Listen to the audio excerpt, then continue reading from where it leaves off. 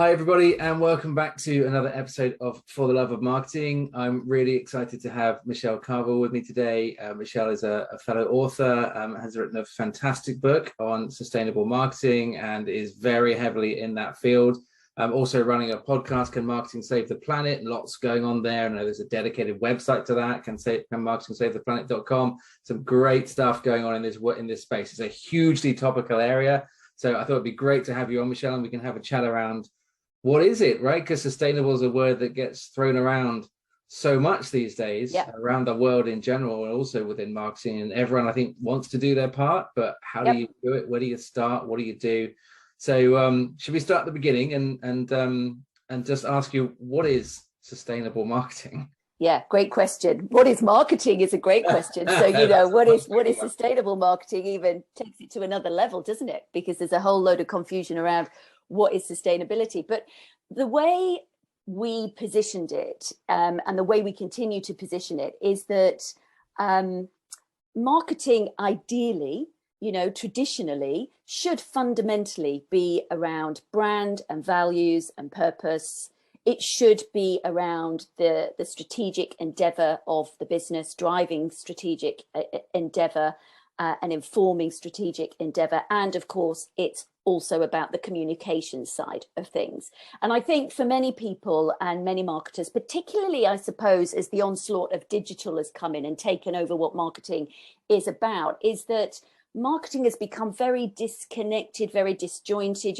Some people only do social media and that is marketing, or some organizations just think of that as marketing. So what sustainable marketing is really, from our perspective, is taking marketing back to what it should be about, which is about the values and purpose of that organization. Why do we exist? What is it we're doing here? Are we doing things responsibly? How do we bring our key stakeholders, our employees and our customers along with us so that they understand what it is that we do? And of course, there's huge benefits to that, because if you're doing good stuff, people want to work for organizations that are doing good stuff and making the world a better place. And so, of course, it's a great employee engagement resource, et cetera, et cetera.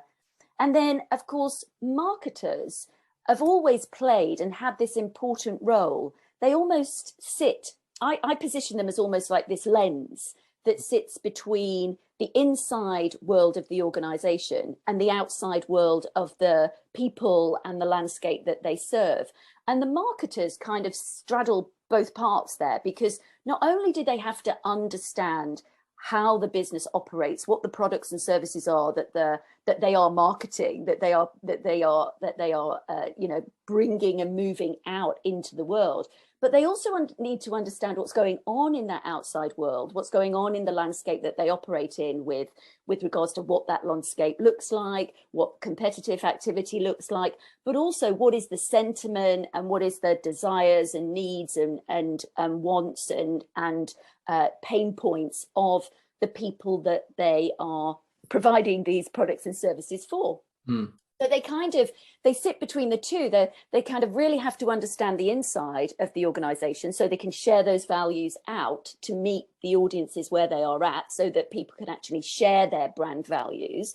But at the same time, they have to understand that external environment. And of course, are often the people bringing that intelligence back into the business so that there is strategic endeavor.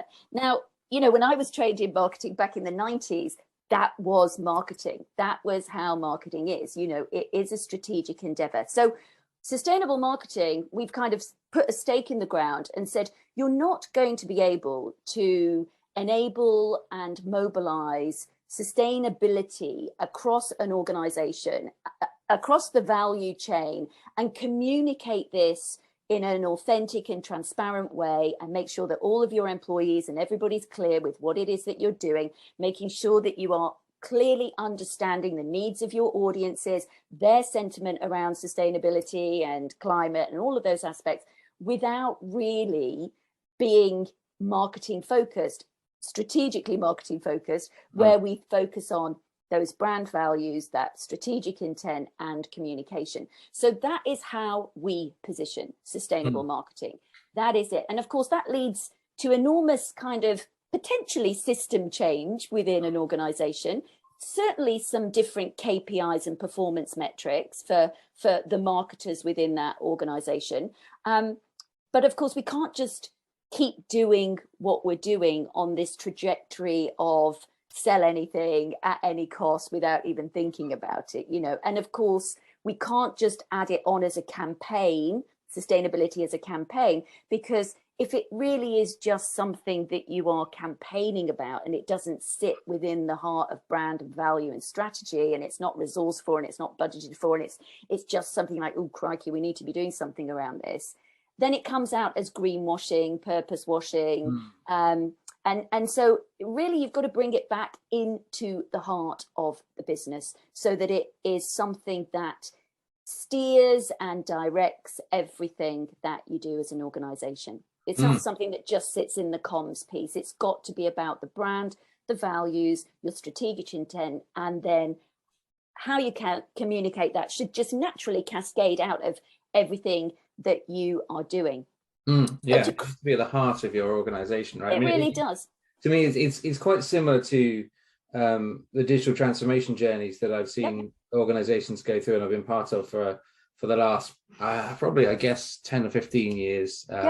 On that front, there's things you can do within the organization to make shifts. There's messages you can put in place, there's technology you can put in place in a digital transformation, but unless the whole organization truly buys into that and really, you know, talks about it at board level, and it becomes the essence of every employee, you're never really going to deliver it. You're just going to be doing little tactical bits and pieces that don't quite fit together. And it's the same here, and that sustainability needs to be something that everyone buys into and thinks about and believes and considers within, as you say, within their goals, within their KPIs, right? So it's at the heart. It's not just, okay, hey, look, we're a sustainable organization because we put a badge on the website. Yeah, it's something that genuinely means something. So I mean, how do you think an organization, or where should an organization start with genuinely trying to put sustainability? Because I know there's a lot of people out there that, you know, as CEOs or directors in an organization are passionate about sustainability, but just don't really know how to go about doing it. I mean, what do we do? Plant a tree every time we make a sale, or, you know, where do we start? Where do we go with this? Yeah,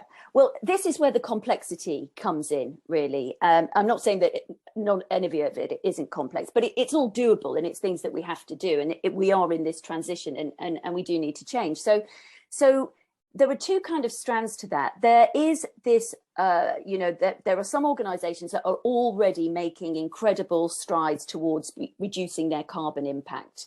And that whole net zero, having targets towards net zero and looking at how they can decarbonize what they are doing, is often already something that organizations are, some organizations, not many organizations, but some organizations are getting started with. I mean, there was some startling statistics that I saw, and it was like 84% of SMEs don't even know where to start with net zero. You know, they don't even know what net zero is, really. There's lots of confusion.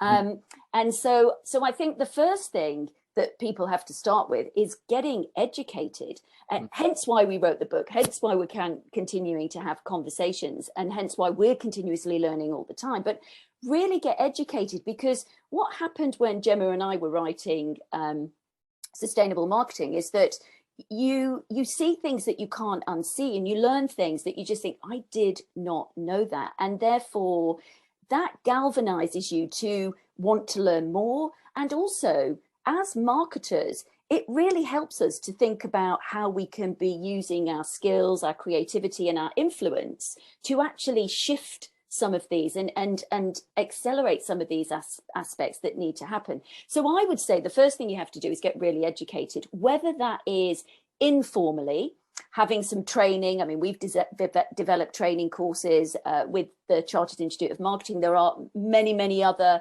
different training courses now coming out around what organizations can be doing to decarbonize, or indeed to be looking at how they become more sustainable, or how they start on this journey. Another great place, I think, to start is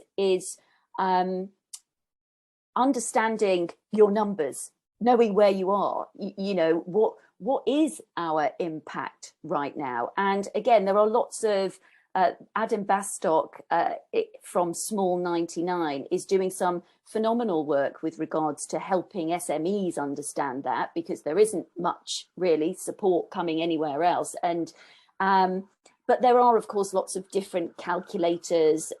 Geeky.earth is another wonderful resource that can help organizations and individuals understand where they are right now. So I think this idea of like you know, a marketing kind of strategy, situation analysis, where are we now? You know, where are we now? Where do we sit right now? What is that starting point?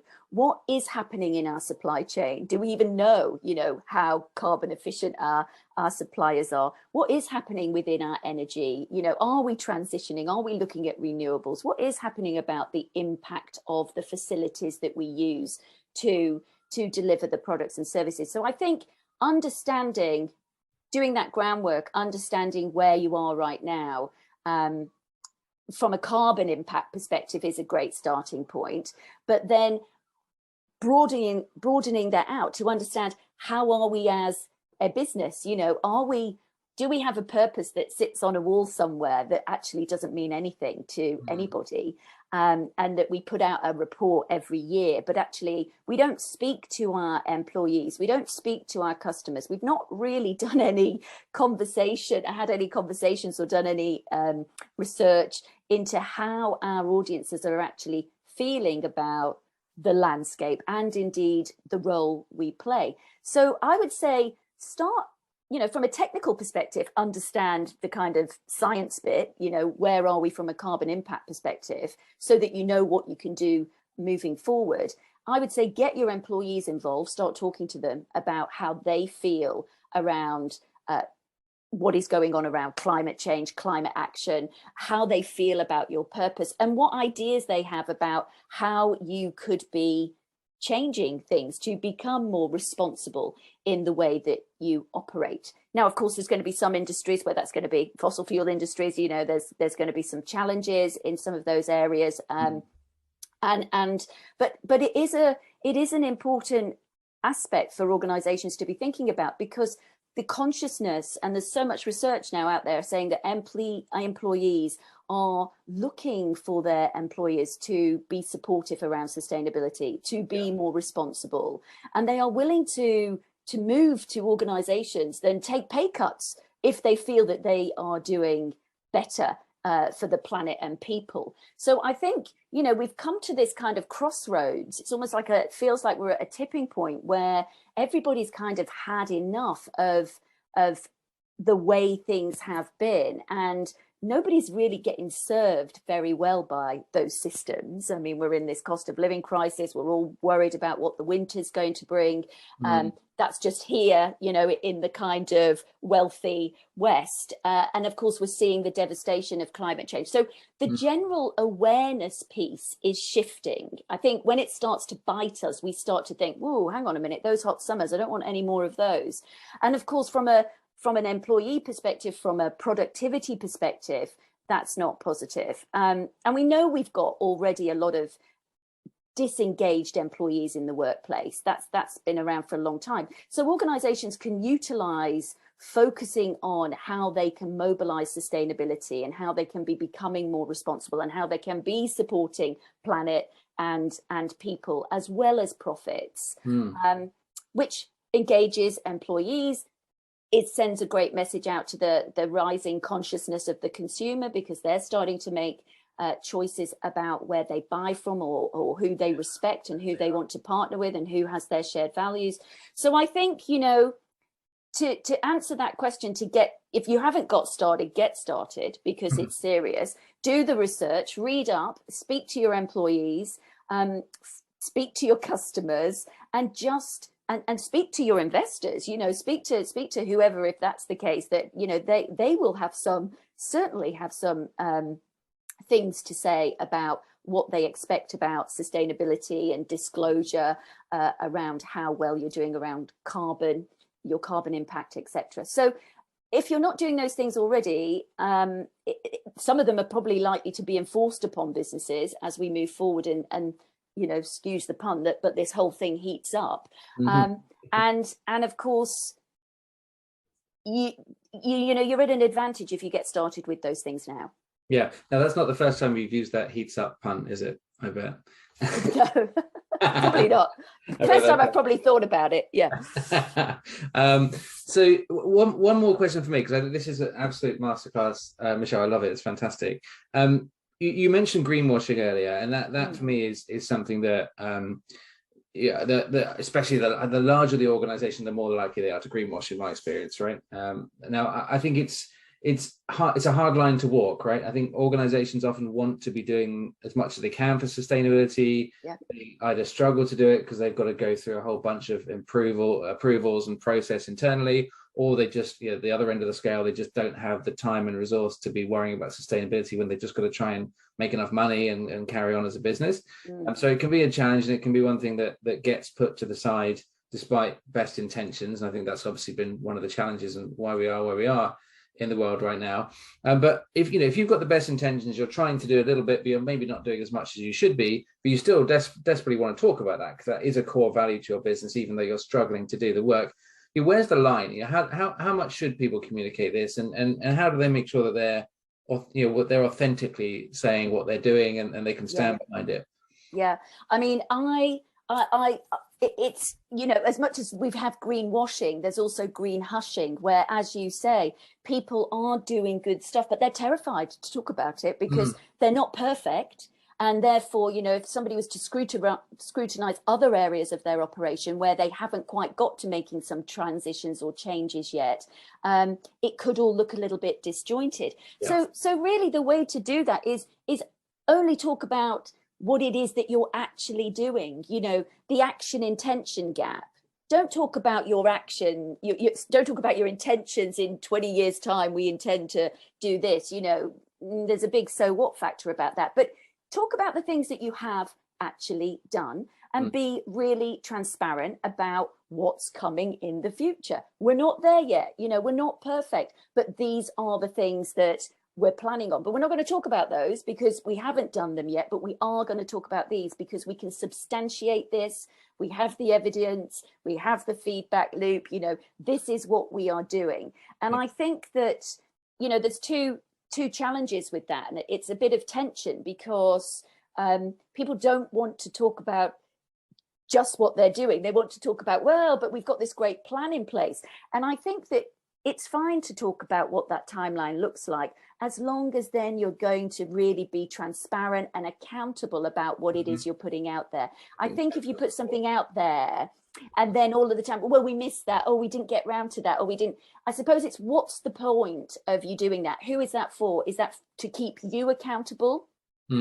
Or is it to kind of just look as if you're doing something? Yeah, I think that's it. I mean, it comes back to the point you were making earlier, and strategy is obviously something I'm a big proponent of course. And for me, it's about having that strategy. So you need to build out what is that sustainability strategy which you've talked about, and then genuinely say, this is what we're doing now, but we have a plan over this, of course, to do these other things.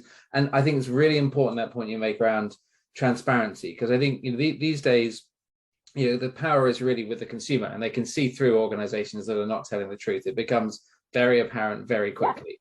So if you can say, look, guys, we're humans, we can't do everything today, but this is what we're committed to doing right now, and this is what we commit to doing over the next few years. So as we don't leave a gap and say, hey, look, we're great because we're planting a tree, when actually we're importing things on planes from across the world when we don't really need to do that. There's a clear view of, okay, we are doing that, but actually we're going to change the way we do that, and we're going to change our processes. So, but the communication comes after the strategy. It sure does. Not the other way around, right? It sure does. It is not a campaign. You shouldn't. When we interviewed Cecilia Arona-Ahern from the Competitions and Marketing Authority around the Green Claims Code, so we wanted to hear it, kind of directly from what they were advising, because of course there's pages and pages of pieces on the regulation that I do think they've done a good job of kind of summarizing things and making it doable for organizations. So but what she said is, don't use sustainability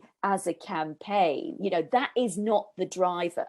The fact that you can talk about this should not be the driver. The driver should be the strategic sustainability will, you know, that it shouldn't be that, oh, so it gives us something to talk about. And I think that's where, you know, some of these organizations are kind of missed that kind of element there, that it actually, it's not just about the campaign, it's actually about the whole strategic endeavor. Perfect. That's a great way to end. Thank you, Michelle. That's been fantastic. Really, really great information there. I know there's a lot more people can learn from canmarketingsavetheplanet.com and your books and everything else. So absolutely encourage everyone to go and read and follow everything Michelle does, because it's fantastically insightful and brilliant. For those of you, thank you for listening to For the Love of Marketing. You can, of course, like and subscribe as always. And we look forward to seeing you on another episode. Thanks, Michelle. Thank you.